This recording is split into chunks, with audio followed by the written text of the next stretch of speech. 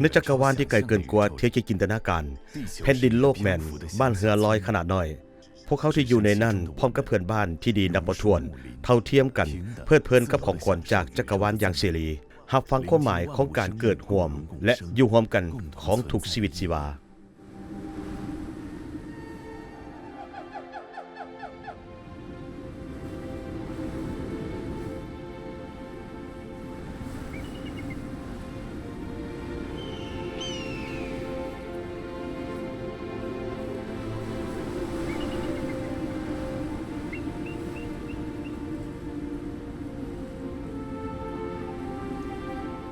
ถึงผู้ใหญ่10ชั้นอยู่ในเมืองเจียงเสิงยุนนานประเทศจีนตั้งอยู่เทิงยอดภู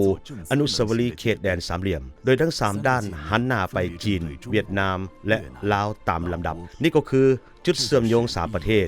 อนุสาวรีย์เขตแดนหมายเลข0ก็คือระหว่าง3ประเทศจีนลาวและเวียดนามอีกด้วย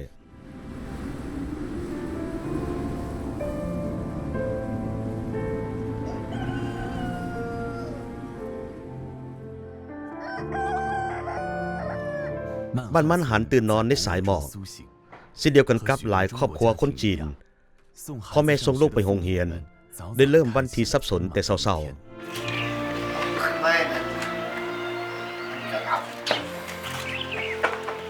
พอเขาไปโรงเรียนก่อนเด้อ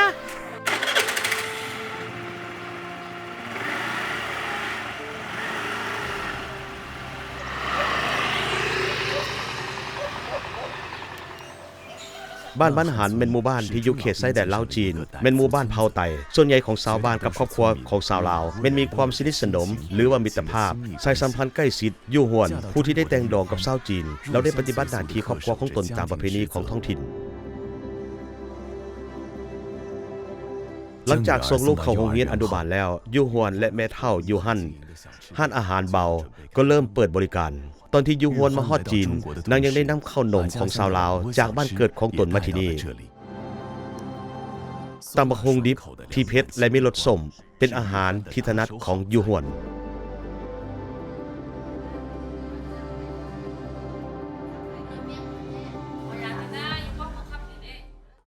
พวกเขาเป็นพี่น้องกันตั้งแต่ใดๆมาแล้วพวกเขาเป็นพี่น้องที่สนิทสนมกันตั้งแต่ใดๆมาแล้วตั้งแต่ก่อนที่เด็กน้อยจะเกิดมาพ่อของเด็กน้อยสามีของข้าพเจ้าก็อย่างน้อยได้นัดพบกันลิ้นน้ำกันที่นี่นะเป็นทางผ่านขับรถจักรไปหาใช้เวลาบ่ฮอด1ชั่วโมงก็มาฮอดแล้วมันใกล้กันหลายปัจจุบันนี้แม่นสะดวกสบายติดต่อกันทางโทรศัพท์ตอนนี้พวกเขาสามารถติดต่อโดยผ่านวิดีโอ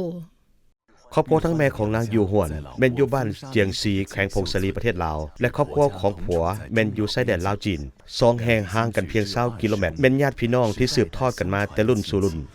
อันใหญ่ข้าวปุ้นใส่สิ้นหมูหรือว่าสิ้นงัวใส่สิ้นหมูติ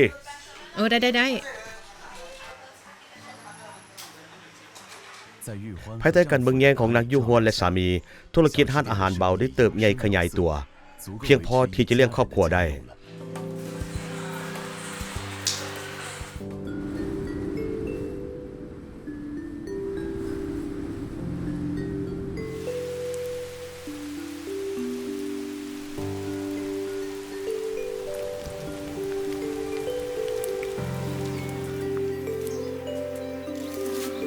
คนทำอิฐในต้นฤดูร้อนหอบเอากลิ่นหอมของต้นไม้และก็ซาในฤดูใบไม้ป่งก็เริ่มมีชีวิตชีวาชาวบ้านกำลังจะก้าวเข้าสู่ฤดูเก็บซาที่ลำบากและเติมเต็มอีกเทื่อหนึ่ง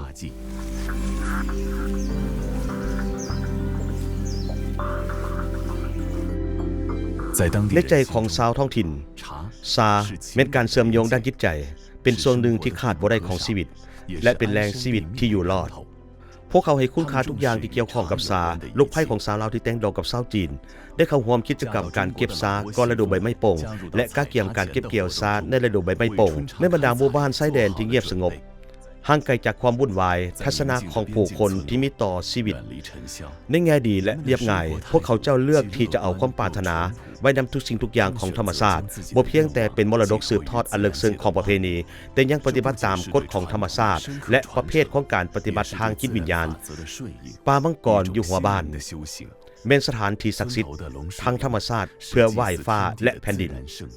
ในสายตาของชาวบ้านบ่อนี้เป็นสถานที่สักการะบูชาที่บ่งบอกถึงความนับถือและความกตัญญูถือเป็นความทรงจำรวมของทุกๆครอบครัวหรืองานบุญสำคัญทุกๆครั้งที่มีงานบุญใหญ่น้อยต่างๆชาวบ้านจะใส่สุดอาภรณ์ทางพิธีกรรมมาต้องห่มกันอยู่บนนี้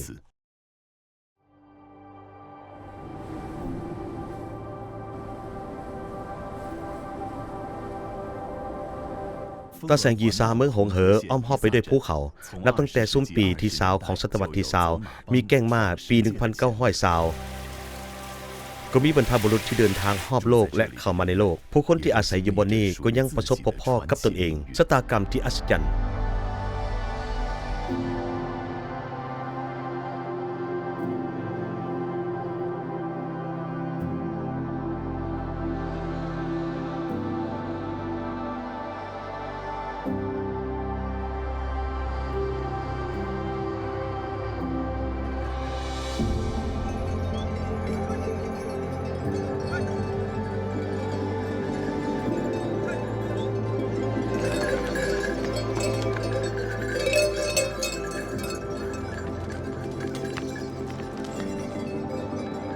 คนยีซาในประวัติศาสตร์เพื่อขยายการค้ากับต่างประเทศได้ผ่านพาความยุ่งยากเพื่อไปยังประเทศเพื่อนบ้านอาซีตะวันออกเฉียงใต้เส้นทางการค้าข้ามชาติถนนบูฮานมาซา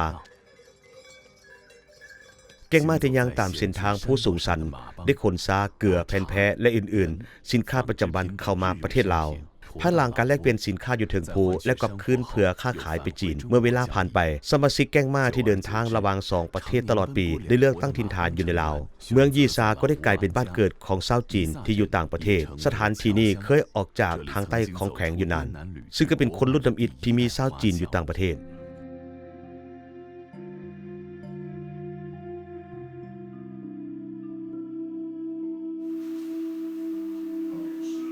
ครอบครัวทันกว่าแม่นภาพย่อของครอบครัวชาวจีนอยู่ต่างประเทศที่นับบ่ถ้วนในยีซาพี่น้องชาวลาวกับพี่น้องชาวจีนอยู่ต่างประเทศยังคงรักษาสายสัมพันธ์อย่างขาดบ่ได้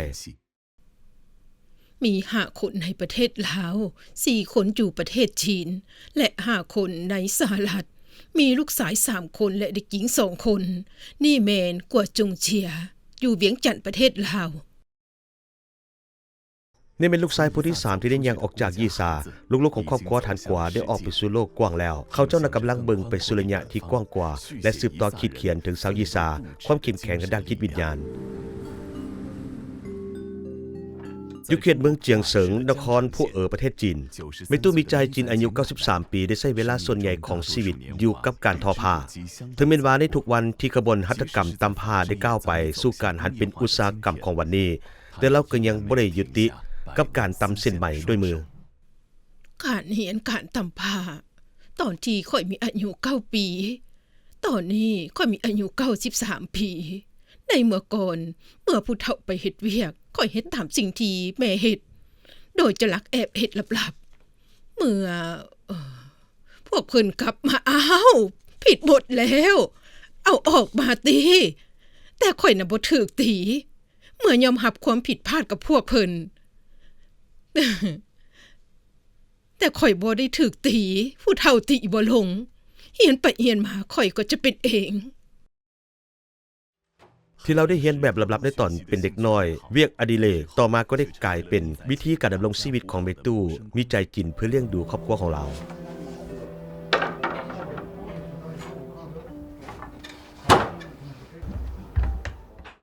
ระยะเดียวกันข่อยห้องเพลงหยังก็ได้แต่ว่าเดี๋ยวนี้ข่อยห้องบ่ได้ปัจจุบันลูกและหลานเต็มอยู่หัวเข่าของเมตู้บ่มีความกังวลกับอาหารและเครื่องนุ่งห่มและบ่ต้องกังวลผ้าแพร่ใหม่ที่จะขายได้ราคาเท่าใด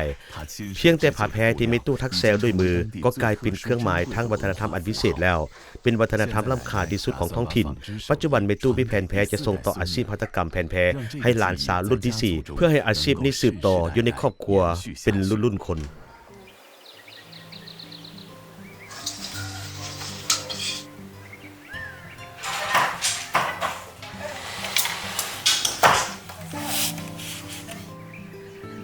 ในขณะเดียวกันยุคแข่งหลวงพระบางประเทศลาวผู้คนจำนวนหลายกำลังใช้วิธีการที่คล้ายคือกันเพื่อสืบต่อทายแห้งของทักษะด้านแผ่นแพร ชีวิตการทักแซวแผ่นแพ้ของนางวิมณีแม่ค้าคือกันกับเมตู้มีใจจินในการหันเป็นทันสมัยของแผ่นแพ้พื้นเมืองเพื่อสืบต่อความมณะพยายามเฮ็ดให้มีทันสมัยซอกหาแห้งบันดาลใจจากมรดกแม่ก็เป็นสร้างตำเฮาก็ได้เรียนเอาเพิ่นแต่ยังน้อยเนาะอันนี้ก็เป็นก็เฮ็ดให้มีอาชีพนึงที่ได้พัฒนาชุมชนหลายแล้วก็ช่วยสังคมหลายถ้าเราให้มีเขาจะออกแบบทันสมัยแต่ว่าให้คงไว้เอกลักษณ์ของหลายลาวนะคือเป็นการแลกเปลี่ยนวัฒนธรรมของตะวันออกกับตะวันตกในกองทีมงานตัดยิบของนางได้นำเอาบรรดานักศึกษาจากต่างประเทศมาเข้าร่วมเทคโนโลยีแผ่นแพ้ของเราได้ข้ามอาณาเขตและเวลาเฮ็ดให้ผู้คนได้สัมผัสกับความงามแบบตะวันออกที่ดีเลิศซึ่งก็เป็นความปรารถนาอันใหญ่ที่สุดของนางวิมณีตอนนี้ก็50มัน100กว่าเผ่าเนาะเราเห็นว่าผ้ามันหลากหลายแล้วเป็นอย่างผ้ามันหลายมันคือวิจิตรงดงามเราก็ตำสิ้นแต่เรามาจ้ากันอยู่ไกลกับลอนดอนกับซีซั่นของคนตะวันตกกระต่างเนาะเราก็ใส่สีดำสีขี้เทาสีข้าวเขาว่าโอ้ยสีนี้ไพ่สีใสคนลาวของบ่ใส่เนาะสมัย20 ปีไปปีหลังโลกระหว่างก็กลายเป็นเมืองมรดกตอนนี้มีเนี่ย1995เนาะเราเจอเราใน1999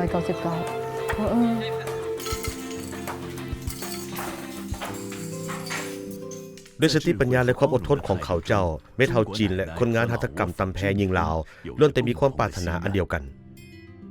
ความจริงก็เกิดอยู่นี่ใหญ่อยู่โลกระหว่างเนาะแต่ก็ยังเป็นคนที่ยังหักโลกระหว่างโลกระหว่างจะเป็นเมืองที่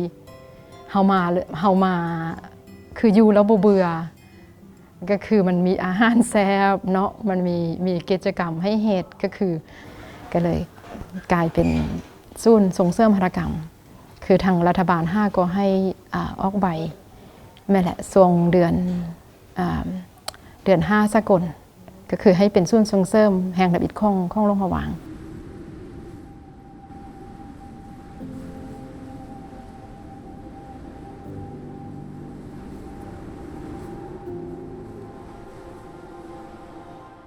จีนแม้นมีวัฒนธรรมปลูกข้าวประเทศที่เริ่มต้นก่อนหมู่ในเขตภูเพียงไอเหลาของแข็งอยู่น่านจีน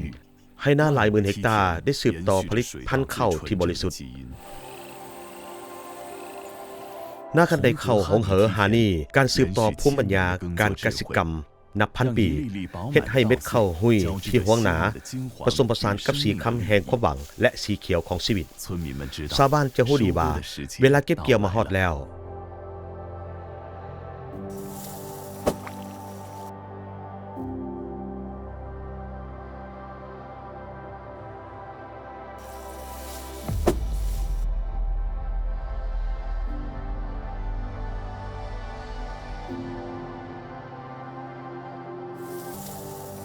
ป่าไม้หมู่บ้านนาคันใดและระบบน้ำการผสมผสานของ4องค์ประกอบนี้ซึ่งก็สร้างเป็นระบบวงจรนิเวศธรรมชาติที่เป็นเอกลักษณ์และระบบวัฒนธรรมการดำรงชีวิตแสดงถึงภูมิปัญญาของผู้คนหานี้การเคารพธรรมชาติปฏิบัติตามธรรมชาติความรู้ในการปกปักรักษาธรรมชาติฤดูใบไม้โปร่งมาฮอดและฤดูร้อนที่ยาวนานฤดูใบไม้หล่นได้เก็บเกี่ยวและฤดูหนาวได้เก็บเมียนอารยธรรมการปลูกข้าวประชาชาติจีนได้รับการเลี้ยงดูและเติบใหญ่ได้รู้จักดีถึงปฏิทินของ4ฤดูกาลอย่างลึกซึ้งและยังรู้ว่าแต่ละจังหวะชีวิตของพืชแต่ละอย่างจะงอกงามเมื่อใดอารยธรรมที่สร้างขึ้นโดยเม็ดข้าวที่เดินทางผ่านเวลาและช่องว่างเดินทางผ่านภาคพื้นมุ่งหน้าไปสู่แหลมอินโดจีนที่ห่างไกล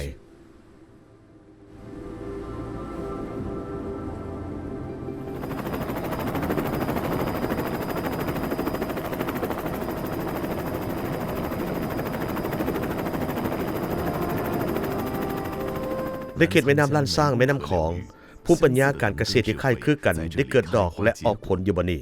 การปลูกข้าวและภาคพื้นของอาชีพตะวันออกเฉียงใต้ยังมีประวัติศาสตร์อันยาวนานแม่น้ำของไหลกระทบทงเพียงได้สร้างเป็นพื้นฐานการผลิตอาหารของลาวอยู่ที่นี่แม้นการค้าไถปักดำข้าวหน้าปีเป็นหลักเป็นแรงผลิตข้าวเหนียวต้นตอของโลก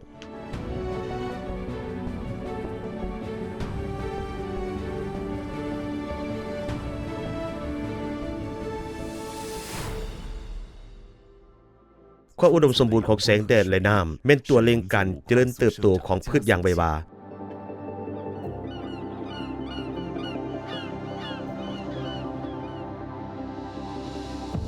แม่น้ำของจากเหนือลงใต้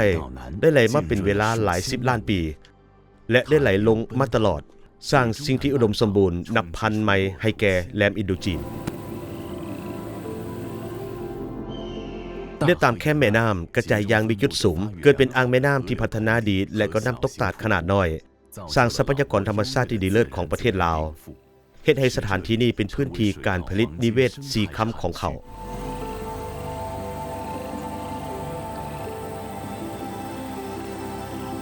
ชาวลาวปลูกข้าวหน้าปีฤดูเดียวมาแต่ใดๆฮิตของประเพณีนี้ก็ยังคงอยู่จนถึงปัจจุบันนี้เขาเจ้านักก็เชื่อว่าเพียงแต่เวลาผ่านไปข้าวหน้าสามารถเติบใหญ่เพื่อจะดูดซึมเนื้อแท้ของสวรรค์และกระแผ่นดินโลกได้อย่างเต็มส่วนและก็เติบใหญ่เป็นข้าวนิเวศดั้งเดิมที่มีคุณภาพดีที่สุด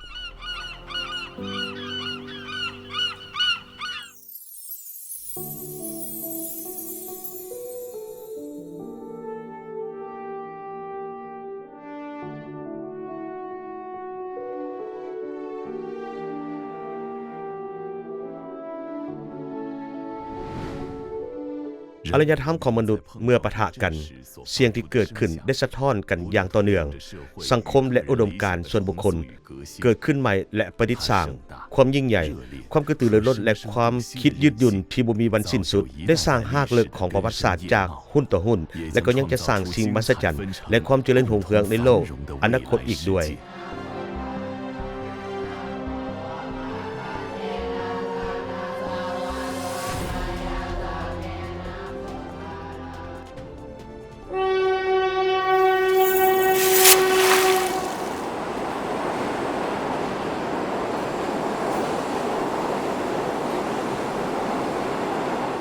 เมื่อการหาปลาสมัยโบราณและอุตสาหกรรมที่ทันสมัยซับซ้อนกัน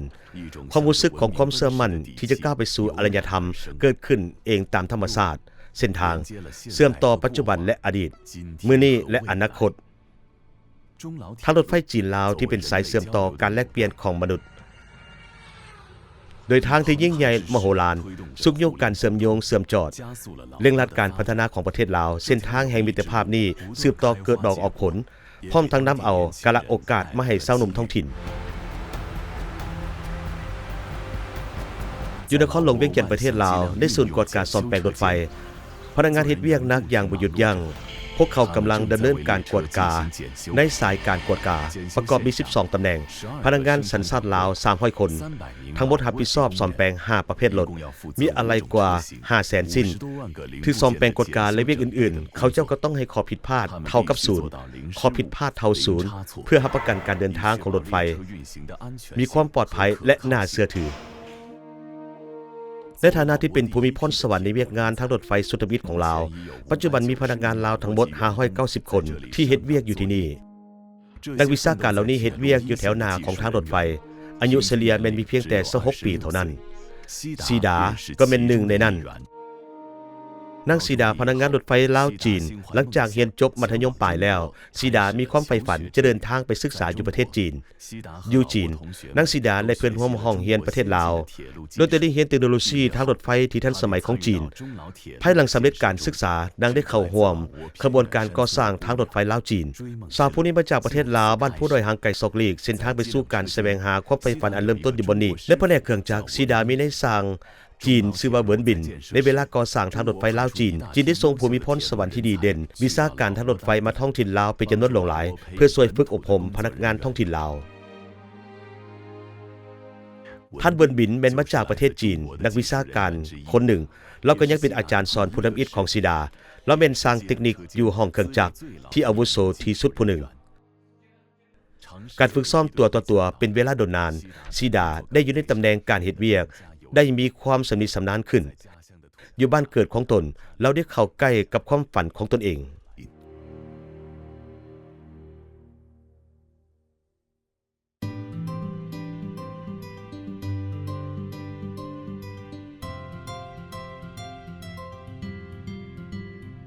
ในขณะเดียวกันในปี 2022 อยู่แข่งยุนนานสปจีนมหาวิทยาลัยเทคนิควิชาชีพรถไฟคุณหมิงนักศึกษาลาวพิเศษ40คนพร้อมเรียนอยู่บัดนี้ภายหลังเรียนจบกลับขึ้นประเทศลาวพวกเขาเจ้าก็เป็นนักเรียนวิทยาลัยเทคนิควิชาชีพทางรถไฟลาวจะกลายเป็นครูสอนสุดอิฐรถจักรแห้งดึงไฟฟ้ามีรถจักรแห้งดึงไฟฟ้าจักเครื่อง6เครื่อง รถไฟน่ะบ่คือกับรถของพวกเขารถไฟน่ะบ่มีพวงมาลัยภายในในเวลานี้น่ะก็ถ้าว่ารถไฟของพวกเขาน่ะก็ต้องการเลี้ยวพวกเขาน่ะก็ต้องใส่รางอันนี้ระยะเวลาทางรถไฟลาวจีนอยู่ลาวน่ะก็มี2หัวจักรหน่วยหนึงน่ะเอิ้นว่าตงเฟิง7และอีกหน่วยหนึงน่ะเอิ้นว่าเหอเสียเน่5เหอเสียเน่5นี่ซึ่งก็หาอันนี้น่ะก็เป็นภาษาลาวเด้อเหอเสียเน่ความสามัคคีภายในตอนนี้เรียนภาษาจีนมาได้ครึ่งปีแล้วก็มีความรู้สึกว่ายากหลายสิ่งที่เรียนอยู่แต่ก็พยายามเรียนรู้เอาความรู้ของประเทศจีนเพื่อไปพัฒนาเศรษฐกิจอยู่ลาวข้าพเจ้าได้มาที่วิทยาลัยเทคนิควิชาชีพทางรถไฟคุ้นหมิงเพื่อศึกษาการสนองพลังงานให้ทางรถไฟนักศึกษาเหล่านี้จะได้รับอยู่ที่นี่ด้านภาษาจีนและวิชาเฉพาะการศึกษาวิชาชีพ2อย่างจะได้ผ่านอย่างเป็นระบบฝึกอบรมอย่างลึกซึ้งและกับฝึกภาคปฏิบัติตัวจริงเพื่อกลับคืนประเทศลาวในต่อหน้ากลายเป็นครูสอนเทคนิคทางรถไฟรุ่นทำอิฐเพื่อจะเป็นการก้าวเกี่ยม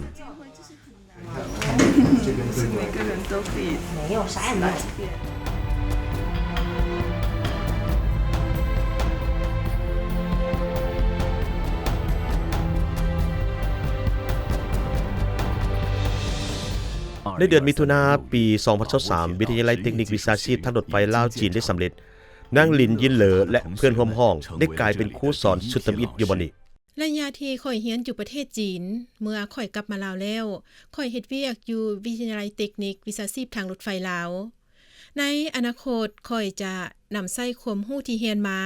ความรู้ด้านวิชาชีพสอนให้นักเรียนพวกเขาและถ่ายทอดให้กับนักเรียนรุ่นต่อไป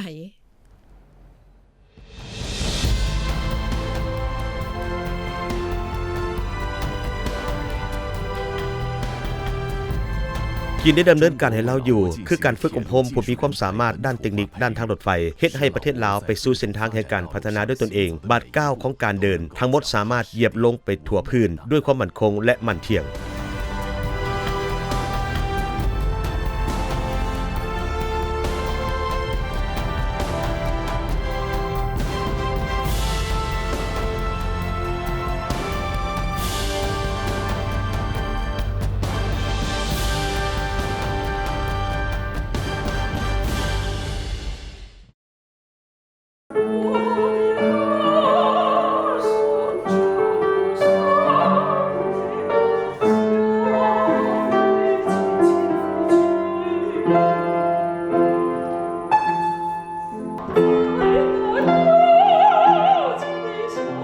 นักดนตรีเบิ้งยี่หัวได้ใช้เวลาครึ่งหนึ่งของชีวิตในการเดินทางในถิ่นฐานอันกว้างขวางแห่งเสียงดนตรีค้นหาจนเรามาฮอดประเทศลาว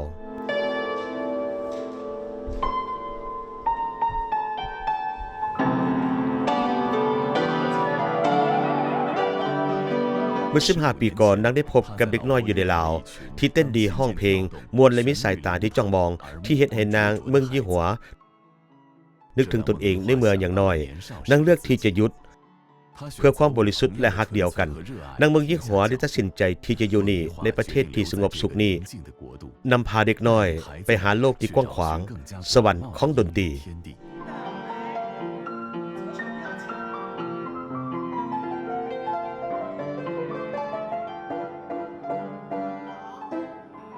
เมื่อดวงดาวในประวัติศาสตร์ส่องแสงส่วนใหญ่มันเกิดจากความอยากรู้อยากเห็นของผู้คนการทำพูดและก็การร่วมตัวของคุณค่าทางจิตวิญญาณและวิถีชีวิตใหม่เอกลักษณ์และการผสมผสานนี่ก็เป็นการพัฒนาสังคมจุดเริ่มต้นของแต่ละการยกระดับสั้นข้าพเจ้ามักชีวิตที่สงบสุขอยู่ที่นี่นิเวศและอภิบาลอยู่ที่นี่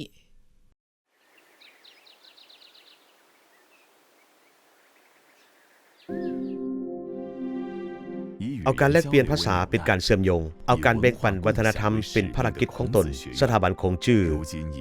ในปัจจุบันได้แพร่ขยายไปทั่วโลกและมหาวิทยาลัยแห่งชาติลาวก็ได้สั่งตั้งสถาบันคงชื่อเหมือนกันลาวและจีนมีวัฒนธรรมคล้ายคือกันหลายและมิตรภาพกับจีนก็มีประวัติศาสตร์หลายพันปียินดีช่วยเหลือคนและก็ใจดี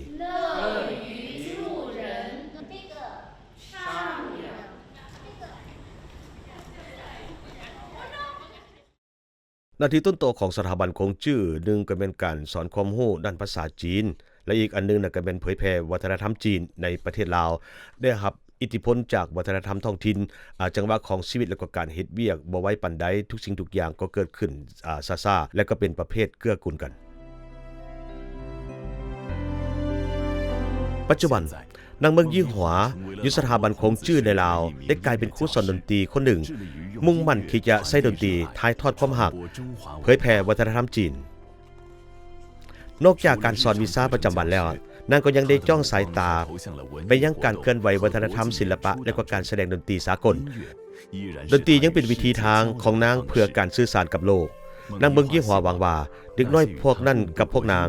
ที่เดินทางดนตรีร่วมกันบ่ว่าจะไปใส่ในอนาคตล้วนแต่จะเกิดขึ้นในเวลาที่บ่ตั้งใจ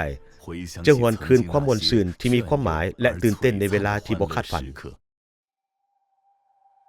มาจากทางที่ตะวันออกเฉียงเหนือของภูเขาทางกุลาในประเทศจีนแม่น้ำสายใหญ่นี่อยู่จีนเอิ้นว่าแม่น้ำลานซางภายหลังที่ผ่าน4แยกนี่แล้วก็ไหลลงสู่อาชีพตะวันออกเฉียงใต้จึงเอิ้นว่าแม่น้ำของ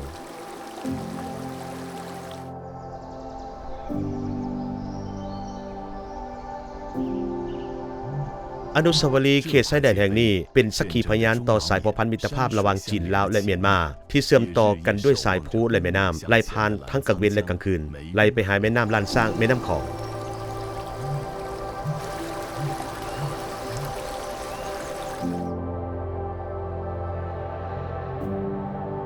ในเดือนเมษายนของทุกๆปีเป็นเทศกาลปีใหม่ของชาวเผ่าไต้ประชาชนที่อยู่เลียบตามแม่น้ำลานซางแม่น้ำของได้จัดงานบุญรดน้ำอย่างฝดฟื้นซึ่งผู้คนได้อวยพรให้ธรรมชาติมีความผาสุก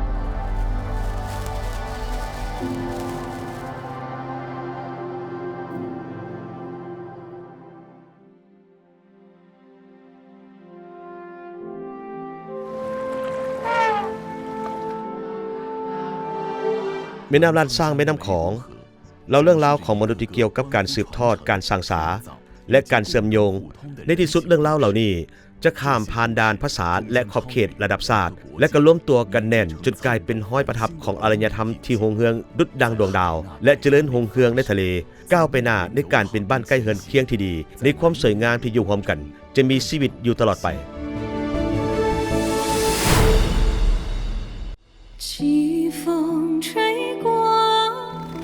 炙热的模样，越过大地奔流不息，肆意流淌。从北流到南，从雪域到海洋，相偎相依，相互凝聚，共饮水一江。它来自澜沧。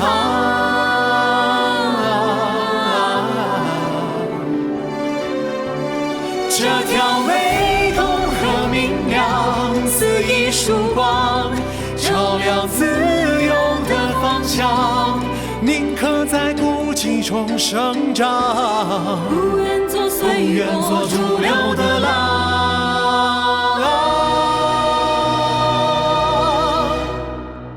这条湄公河闪亮